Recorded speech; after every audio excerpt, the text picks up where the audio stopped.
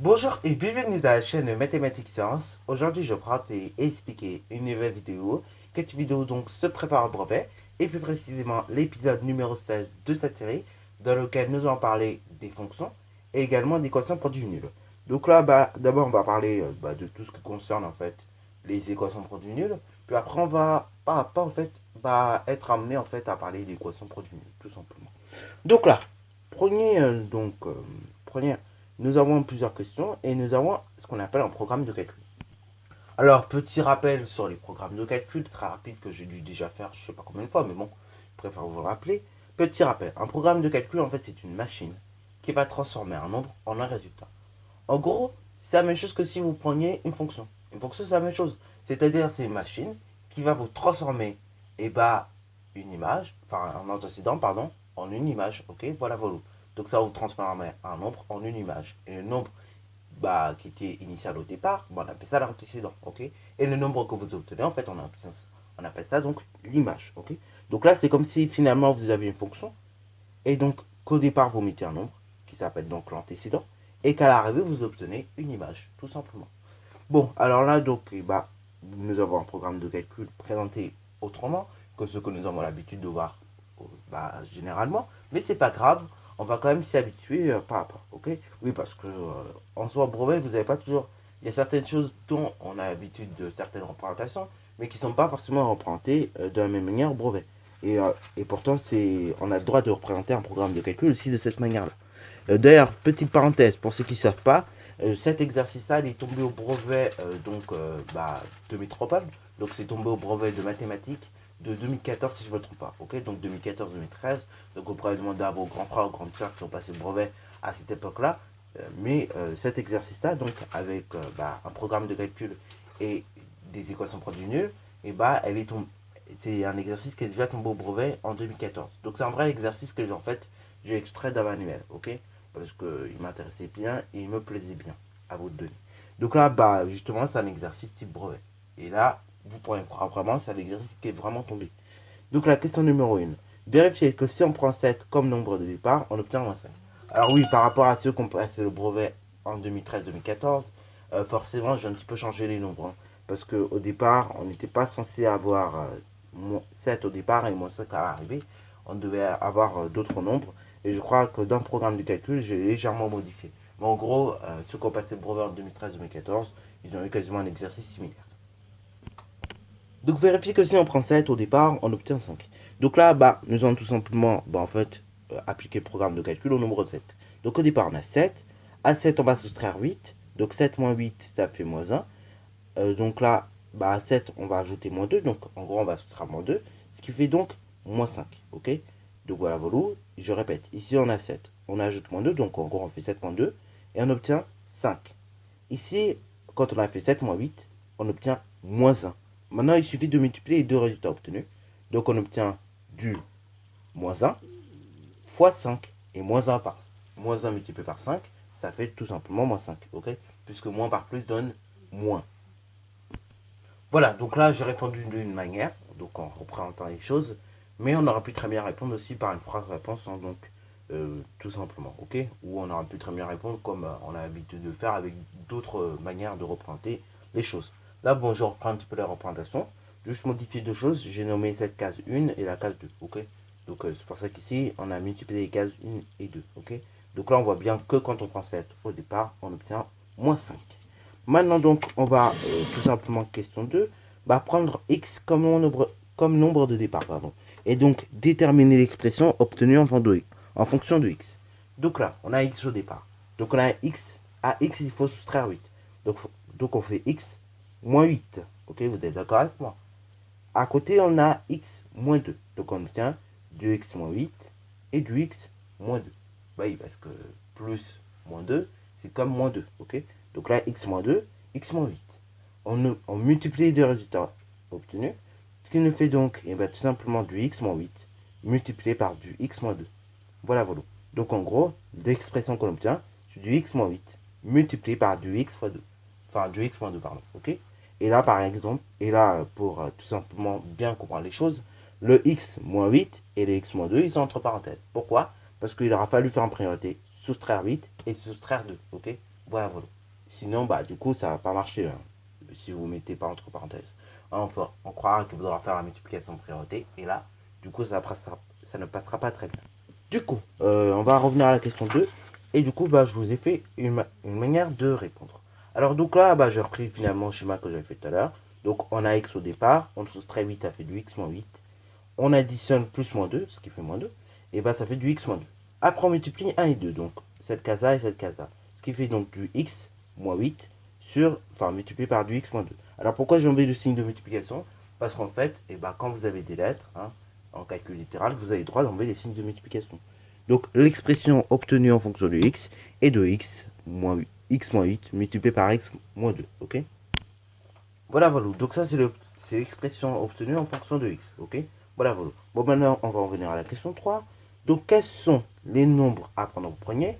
Bah, au départ, donc, pour obtenir 0. Bah, franchement, je vais vous dire, faut pas aller chercher midi 14h. Vous avez moins 8, vous avez moins 2. Donc, du coup, il faut prendre l'opposé. Donc, en gros, il faut prendre soit 8 ou soit 2 au départ. Tout simplement. Parce que si vous faites 2 moins 2, ça fait 0.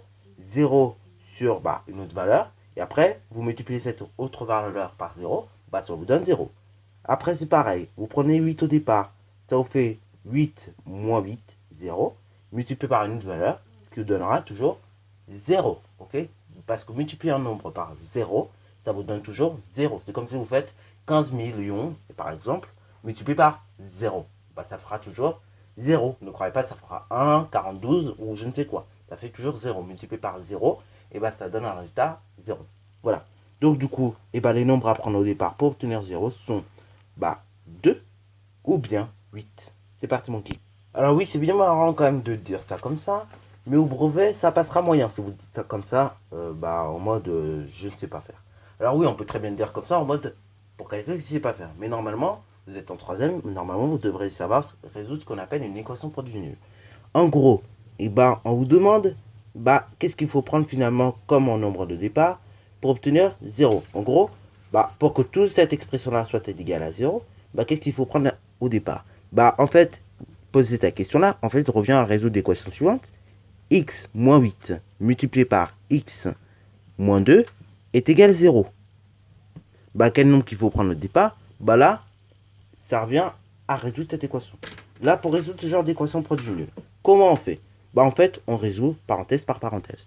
Donc, on résout la première équation qui est du x moins 8. X moins 8 qui est égal à 0. Donc là, x moins 8 qui est égal à 0, ça vous donnera x moins 8 égale 0. Et donc, pour trouver x, il faut tout simplement faire plus 8. Ok? Ce qui vous donne donc x plus 8. Et ça annule le moins 8. Et donc, du coup, ça fait 0 plus 8 qui est égal à 8. Donc, x est égal à 8. Ok? Donc là, on peut mettre que solution. Hein? S entre encolade est égal à 8. Voilà, donc on mettra S1 puisqu'il y a deux solutions pour l'équation produit nul. Ensuite, deuxième équation produit nul, tout simple à résoudre. X-2 est égal à 0. Là, c'est pareil. Il faut vous mettre dans le crâne qu'on veut disparaître moins 2. Parce que le moins 2, il n'est pas chez lui. Donc pour disparaître à moins 2, il faut faire plus 2. Donc ça vous fait tout simplement x plus 2. Ok? Ce qui vous donne donc du x, tout simplement à gauche. Parce que le plus et le moins font 0. Et après, donc, à droite, ça vous donnera du 0 plus 2. Ce qui fait donc 2. X est égal à 2. Donc là, on va mettre que solution numéro 2 est égal donc entre encolade 2. Ok? Donc on peut faire une petite phrase. Les solutions de cette équation sont 8 et 2. Ok? Ce qui veut dire qu'en gros, les nombres à prendre au départ sont 2 ou 8. Donc du coup, voilà. C'est-à-dire que pour que vous obtenez 0, soit on remplace x par 8, ou soit on remplace x par 2. Ok? Et dans tous les cas, vous obtenez 0. Donc en fait, ça revient à dire que les nombres à prendre au départ pour obtenir 0 sont 2 ou 8. Donc du coup, maintenant, on va venir à notre sujet quand même. Question numéro 4. Représenter la fonction, donc f de x est égal à x moins 8 multiplié par x moins 2, donc par un graphique, en appliquant les rats de moins 3 à 3. Donc là, on vous a bien précisé les choses. S'il vous plaît, faites pas n'importe quoi. Ok? Alors, meilleur moyen de voir où et combien de places vous prendre, meilleur moyen de voir ça, c'est tout simplement de calculer ce qu'on appelle les images de la fonction. Ok? Voilà.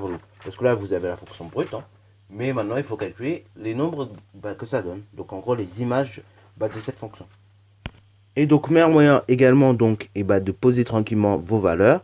Hein, donc, c'est de les mettre dans un tableau de valeurs. Tout bête. Hein. D'ailleurs, le nom de tableau de valeurs, c'est assez bête puisque c'est un tableau où il y a des valeurs. Voilà. Donc là, on va tout simplement y entrer donc les nombres pris au départ et les nombres qu'on reçoit à l'arrivée, ok, à l'aide de la fonction. Donc là, on a dit qu'on allait de moins 3 à 3, ok. Donc c'est parti mon kiki. Bon, là donc nous avons fait ce qu'on appelle un tableau de valeurs. Dans un tableau de valeurs, vous avez les images de la fonction et vous avez les nombres choisis au départ qu'on peut appeler également des antécédents.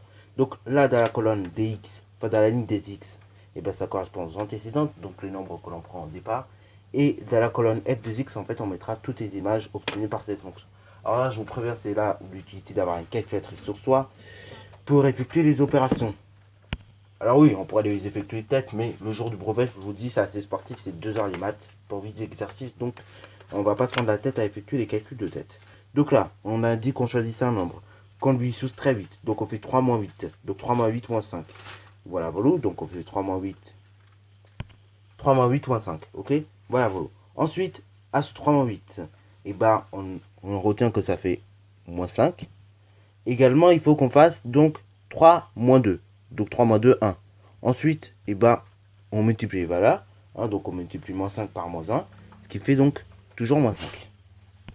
Donc au cas où, vous pouvez mettre sur votre brouillon, comme je l'ai fait ici, des valeurs intermédiaires à retenir. Ça peut être intéressant. Bon, ensuite, donc on va faire de même pour 2. Ce coup-ci, donc on va faire 2 moins 8, qui fait donc moins 6. Donc on met moins 6 si vous voulez. Moins 6, donc on met de côté. Ensuite, on va faire 2 moins 2, ok, donc il fait 0. Donc là, on fait 6 moins 2, enfin 6 multiplié par 0, pardon, ou moins 6 multiplié par 0, on obtient 0. Ok, voilà, voilà. Donc c'est ce que je vous disais, hein, si on prend 2 ou bien que l'on prenne 8, on obtiendrait 0.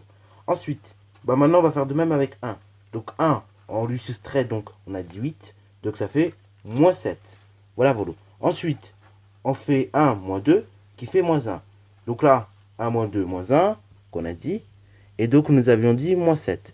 Moins 7 fois moins 1, moins par moins plus, donc ça fait 7 fois 1, 7. Maintenant, donc, pour 0, voyons qu'est-ce que ça donne. Ça donne du 0 moins 8, qui fait moins 8. Et donc, du 0 moins 2. 0 moins 2, et ça fait tout simplement moins 2. Ok. Donc, nous avons à faire moins 8 fois moins 2. Donc, moins 8 fois moins 2, moins 16. Enfin oui, moins 16 si on n'a pas pris de façon, mais ça fait 16 du coup. Oui, d'ailleurs, pourquoi ça fait 16? Parce que tout simplement, je l'ai peut-être dit tout à l'heure, mais moins par moins fait plus. Donc du coup, attention de ne pas se tromper, ok. Ensuite, on va faire de même avec moins 1. Moins 1, on lui soustrait donc 8, ok. Donc moins 1, moins 8, et ça fait moins 9, ok. Ensuite, moins 9 multiplié par moins 3, hein, parce qu'on fait moins 1, moins 1, moins 2, ok. Et ça vous fait tout simplement du moins 9 fois moins 3, ok. Et donc, moins par moins plus, ça fait 27. On va faire de même avec moins 2. Moins 2, donc on lui soustrait 8. Donc ça fait moins 10. Moins 10, donc, on le met de côté. On fait donc moins 2 fois moins 2, ce qui fait moins 4. Et là, on obtient 40. Ensuite, avec moins 3, on fait de même. Moins 3 multiplié par... Enfin, on soustrait 8, pardon. Donc ça fait moins 11. Moins 3, quand on ajoute moins 2, ça fait tout simplement moins 5, voilà, voilà. Et donc là, on obtient à effectuer moins 11 fois moins 5, donc 11 fois 5, qui fait tout simplement 55. Donc voilà, voilà, ça va permettre donc de voir les choses, de voir bien où on va tout simplement sur la copie. Comme ça, au moins, on ne fait pas de bêtises, on ne fait pas de conneries, comme je dis également. Donc en gros, ça veut dire qu'on part de moins 5 pour aller vers 55. En gros, il faut prévoir en gros 60, quoi. Ah oui, d'ailleurs, je ne sais pas si vous avez remarqué, mais plus on va vers... plus on prend un nombre négatif, et donc plus on descend à négatif au départ, et plus en fait on obtient des nombres positifs de plus en plus grands. Donc en gros, attendez, si on avait à représenter la fonction, en gros, on aurait moins 3 quelque part par là, donc l'image de moins 3, l'image de 2 ici, hein, voilà, voilà, et après vous aurez 1 qui est par là, et ainsi de suite. Donc là, en fait, on remarque que cette fonction est décroissante. Voilà, voilà. Donc là, c'est pas vraiment une fonction affine, mais c'est une fonction quand même qui est dite décroissante. Bon, maintenant, on va représenter ça sur une feuille. Voilà, voilà. Voilà, donc là, le repère a été fait. Maintenant, ce que nous allons faire, on va tout simplement représenter la fonction pas à pas. Donc là, je vais reprendre mon tableau de valeur qui est juste à côté de moi. Donc le tableau de valeur, au départ, nous avions du 3 pour moins 5. Donc là, on a 3, on descend vers moins 5, qui est ici, donc à peu près. Hein. Voilà, voilà. Donc je vous le dis, hein, ça peut arriver par moment, et bah c'est du à peu près. Pourquoi? Parce que tout simplement, je vais pas me prendre la tête à faire 30 cm en sachant que ma feuille fait 29,7. Donc j'allais avoir des gros problèmes si je me mettais à faire 30 cm. Donc là, on a du moins 5. Ensuite, quand on va à 2, et ben on a du 0. Ok? Voilà, voilà. Alors après, le truc, c'est de relier. Hein. Après, quand on a 1, on monte à 7. Donc là, 2, 4, 6, 7.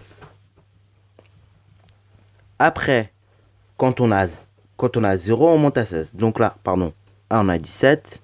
Donc c'est ici.